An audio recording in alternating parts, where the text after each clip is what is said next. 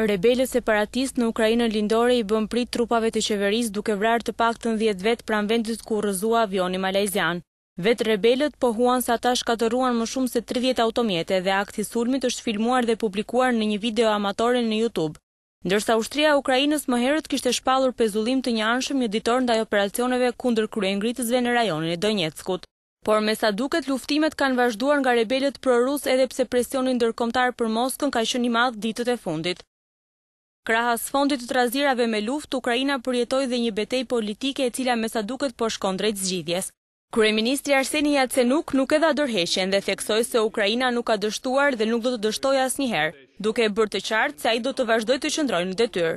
Vendimi u prit me duartrokitje nga deputetët në parlament, pasi ky nuk është momenti i dur për përçarje. Sipas presidentit Petro Poroshenko, kjo është një shenjë e rëndësishme e unitetit politik nga Kievi për të demonstruar dhe Moskës se ata janë të bashkuar dhe nuk do t'i hapin rrugë pretendimeve ruse në lindje të Ukrainës.